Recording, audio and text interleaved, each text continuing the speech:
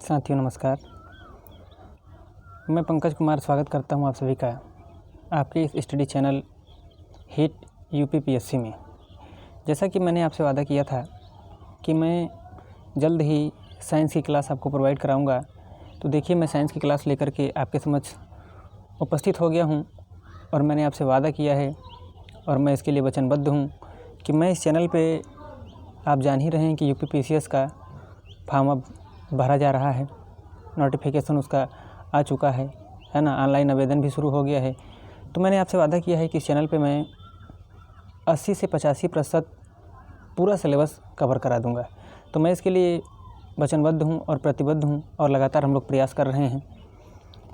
लेकिन मैं आपसे एक रिक्वेस्ट करता हूं कि मैं जो भी वीडियो आपके लिए तैयार करता हूं, बहुत ही मेहनत के साथ तैयार करता हूं, तो आप वीडियो को ज़्यादा से ज़्यादा लोगों तक पहुंचाइए। आप जितने लोग भी मेरा वीडियो देख रहे हैं, सभी से अनुरोध है कि प्रत्येक व्यक्ति जो इस वीडियो को देख रहा है, कम से कम 5 लोगों तक ये वीडियो पहुंचा दे। ठीक है, आप देख ही रहे हैं कि आपके लिए कितना मेहनत किया जा रहा है। दूसरी बात, अगर अभी तक हमारे चैनल को सब्सक्राइब नहीं किया है तो चैनल को सब्सक्राइब ज़रूर कर लीजिए और वीडियो को लाइक कर दीजिए, ताकि जब भी मैं कोई नई वीडियो आपको दूं तो उसकी नोटिफिकेशन आप तक पहुंच जाए और आप उससे वंचित ना हो और आप अपडेट रहें, लगातार वीडियो को देख पाएँ। ठीक है, तो आइए अब हम बात करते हैं कोशिका विज्ञान पर। शुरू में जब मैंने साइंस शुरू किया है तो मैंने सोचा कोशिका विज्ञान से ही शुरू करूं। अभी आपको समझ में आ जाएगा कि कोशिका विज्ञान से क्यों मैंने शुरू किया है ना। क्यों मैंने रुधिर से नहीं शुरू किया है, रक्त से नहीं शुरू किया है, डाइजेस्टिव सिस्टम अर्थात पाचन तंत्र से क्यों नहीं शुरू किया है, या आप कह सकते हैं स्केलेटन सिस्टम कंकाल तंत्र से क्यों नहीं शुरू किया है।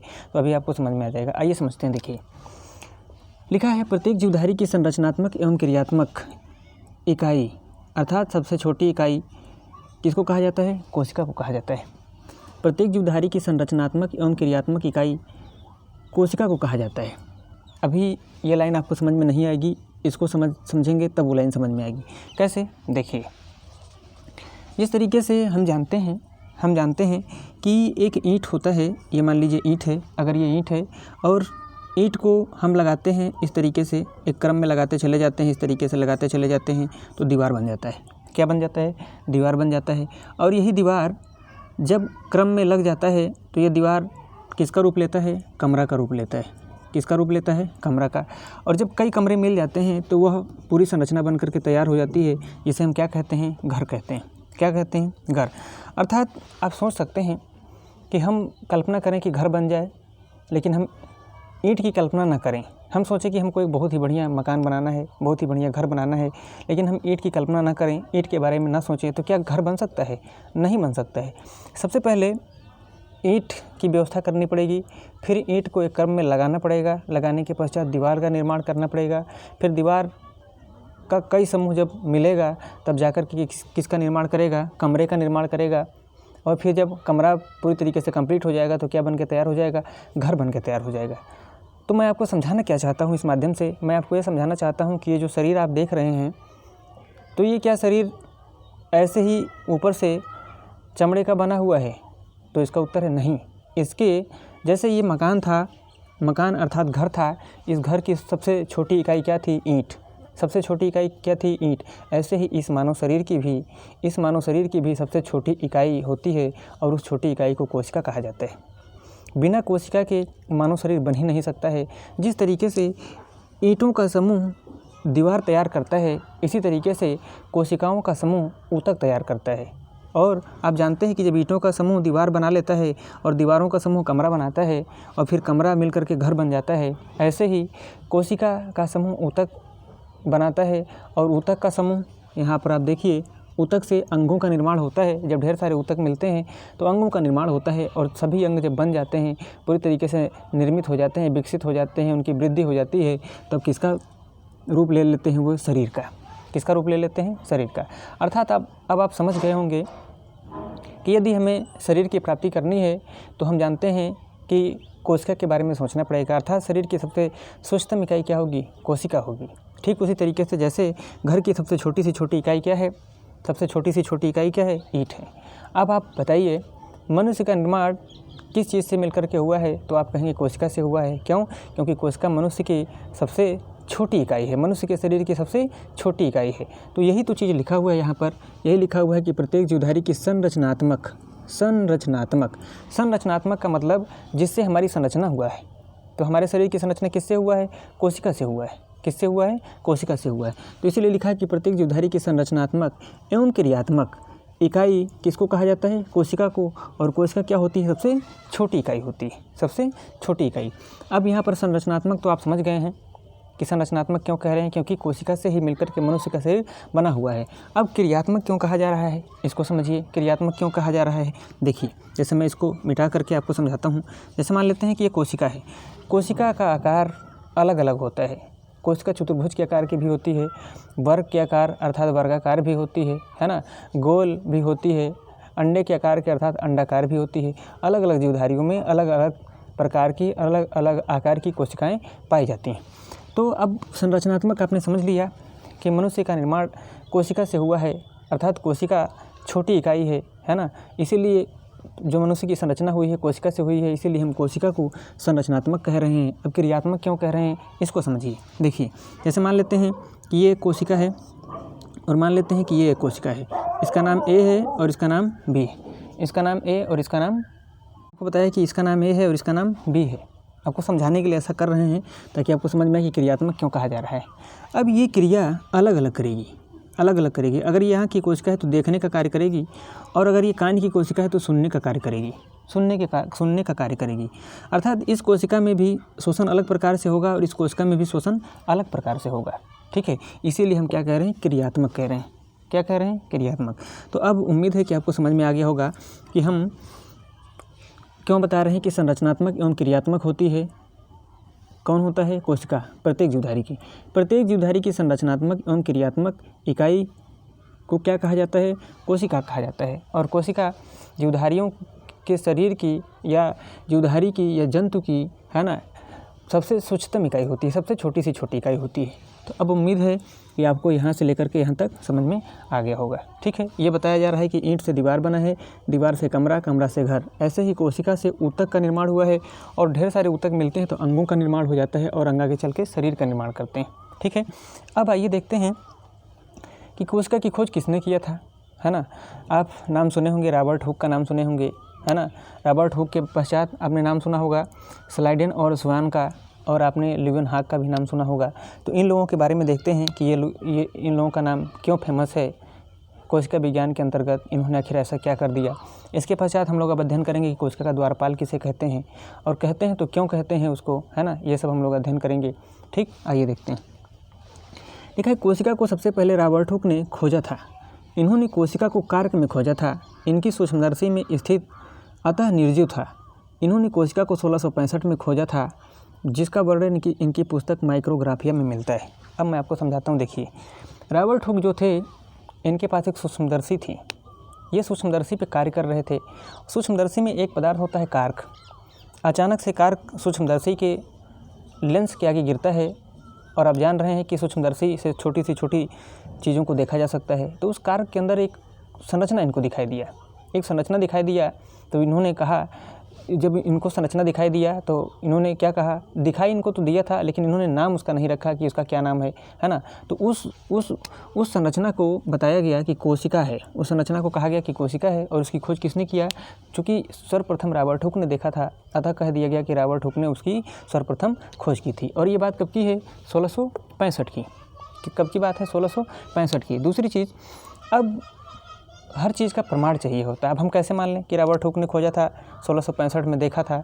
तो एक पुस्तक है रॉबर्ट हुक की जिसका नाम है माइक्रोग्राफिया। जिसका क्या नाम है? माइक्रोग्राफिया। इस माइक्रोग्राफिया नामक पुस्तक में इस पूरी चीज़ का वर्णन मिलता है। इन्होंने ढूंढा तो, खोजा तो, लेकिन ये वर्णन नहीं कर सके कि ये कोशिका सजीव है ना, कि निर्जीव है, कैसे कार्य करेगी, कैसे कार्य नहीं करेगी। क्योंकि जो कार्क एक पदार्थ होता है वह निर्जीव है, इसलिए माना गया कि जो कोशिका इन्होंने देखा था वह कोशिका कैसी थी? निर्जीव थी। तो अब बात ये आती है कि सजीव कोशिका की खोज किसने किया, क्योंकि परीक्षा में प्रश्न बना भी है कि सजीव कोशिका की खोज किसने किया था। तो अब देखिए क्या लिखा है, सजीव कोशिका की खोज ल्यूवेनहॉक के द्वारा की गई। किसने सजीव कोशिका की खोज की? ल्यूवेनहॉक ने किया। ल्यूवेनहॉक एक वैज्ञानिक थे, उन्होंने सजीव कोशिका की खोज किया। इन्होंने खोजा तो, लेकिन उसके बारे में बता नहीं सके कि ये कोशिका किस तरीके से कार्य करती है, इस कोशिका के अंदर क्या क्या पाया जाता है। आपने सुना होगा कि कोशिका के कोशिकांग भी होते हैं। जैसे कोशिकांग का मतलब यहाँ पर लिखा हुआ देखिए, न्यूक्लियस अर्थात केंद्रक, माइटोकॉन्ड्रिया, क्लोरोप्लास्ट, एंडोप्लाज्मिक रेटिकुलम जिसको हिंदी में अंतःप्रद्रव्य जालिका कहते हैं, सेल वाल है ना, वैक्यूल का मतलब रिक्तिका होता है, सेल वाल का मतलब हो गया कोशिका भित्ति है ना, ये सब कोशिकांग होते हैं। तो इन्होंने खोजा जरूर था कोशिका को, लेकिन बता नहीं सके कि क्या क्या इसके अंदर होता है, कैसे फंक्शन करती है, कैसे कार्य करती है। तो इनके पश्चात 2 वैज्ञानिक और आते हैं जिनका नाम है स्लाइडेन और स्वान, जिनका क्या नाम है, स्लाइडेन और स्वान। तो देखिए क्या लिखा है कि सजीव कोशिका की खोज ल्यूवेनहॉक के द्वारा की गई।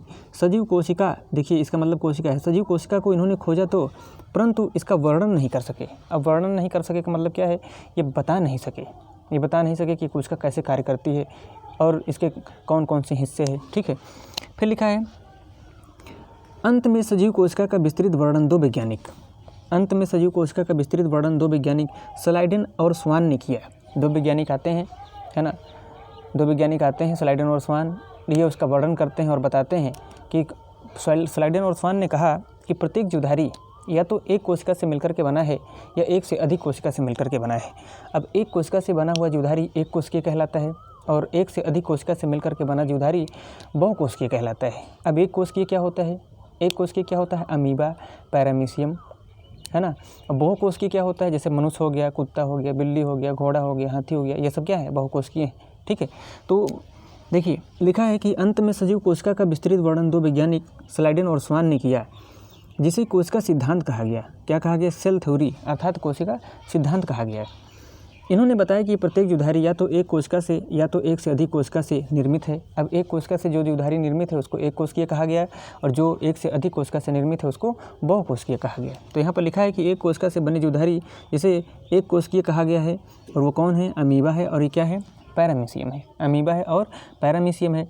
ठीक है, फिर बहुकोशिकीय एक से अधिक कोशिका से जो निर्मित होते हैं उन्हें बहुकोशिकीय कहते हैं। बहुकोशिकीय में बिल्ली, कुत्ता और मनुष्य, ये।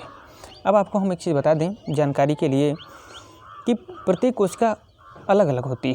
प्रत्येक कोशिका अलग अलग होते हुए भी एक साथ आपस में सामंजस्य स्थापित करके कार्य करती है।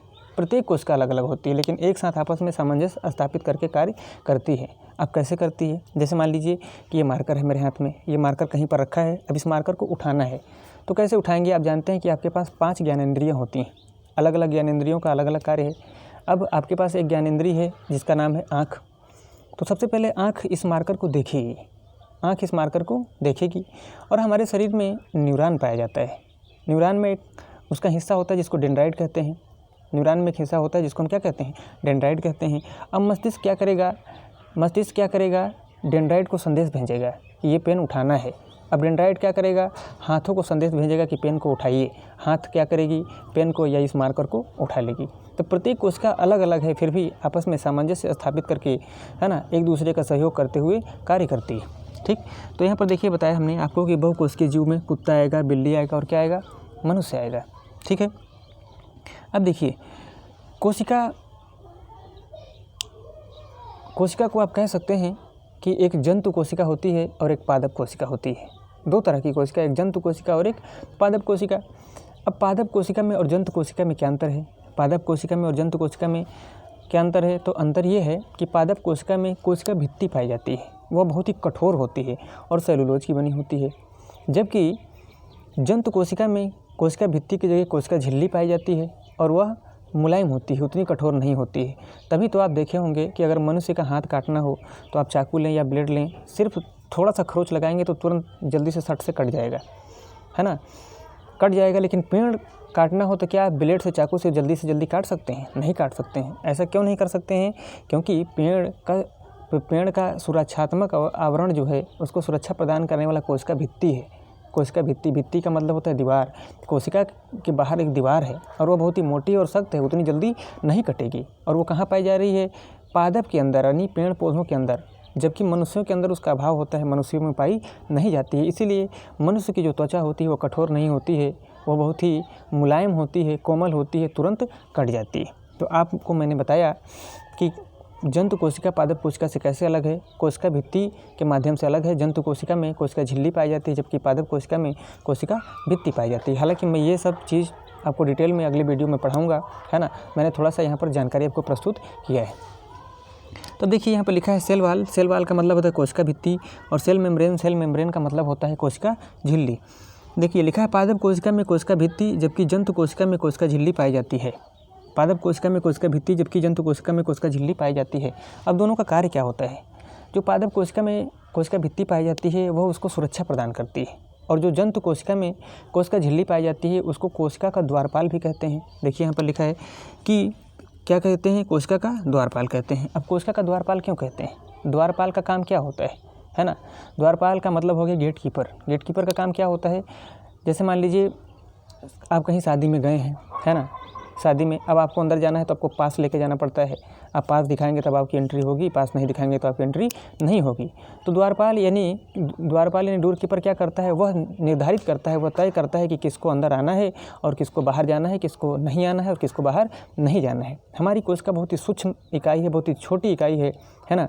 उसमें कोई बड़ा सा पदार्थ न घुस जाए या कोई ऐसा पदार्थ न घुस जाए जिससे कोशिका क्षतिग्रस्त हो जाए या उस जीवधारी को दिक्कत होने लगे। इसलिए कोशिका झिल्ली तय करती है कि किसको अंदर आना है, किसको बाहर जाना है। इसीलिए कोशिका झिल्ली को हम क्या कहते हैं? कोशिका का द्वारपाल कहते हैं। अब कोशिका के अंदर कौन आता होगा, कौन जाता होगा? आप जानते हैं कि हमको ऊर्जा किससे प्राप्त होती है? ग्लूकोज से प्राप्त होती है। तो ग्लूकोज हमने खाया पिया, उसका पाचन हुआ, ग्लूकोज बना, तो ग्लूकोज कहाँ जाएगा? कोशिका के अंदर जाएगा। और जब तक कोशिका के माइटोकॉन्ड्रिया से उसकी भेंट नहीं होगी, माइटोकॉन्ड्रिया से उसकी भेंट नहीं होगी, तो माइटोकॉन्ड्रिया में वो टूटेगा नहीं, और टूटेगा नहीं तो ऊर्जा नहीं मिलेगी। तो कोशिका झिल्ली अर्थात कोशिका झिल्ली तय करती है कि ग्लूकोज अंदर जाएगा, है ना, या फिर कोशिकाओं का भी श्वसन होता है तो कार्बन डाइऑक्साइड निकलती है, तो कोशिका से वह कार्बन डाइऑक्साइड बाहर कैसे निकलेगी, तो वो उसको तय करती है कि कौन अंदर जाएगा और कौन बाहर निकलेगा। इसीलिए कोशिका झिल्ली को हम क्या कहते हैं? कोशिका का द्वारपाल भी कहते हैं। दूसरी चीज़, अब जो सुरक्षा कवच होता है कहाँ पर? पादपों में। पादपों में जो सुरक्षा कवच होता है उसको हमने क्या बताया कि उसको क्या कहते हैं?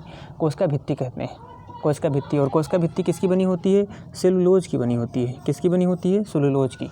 कई बार ये प्रश्न पूछा गया कि बताइए कोशिका भित्ति किसकी बनी होती है? तो कोशिका भित्ति बनी होती है सेलुलोज की बनी होती है। तो यहाँ तक मैंने आपको समझाने का प्रयास किया।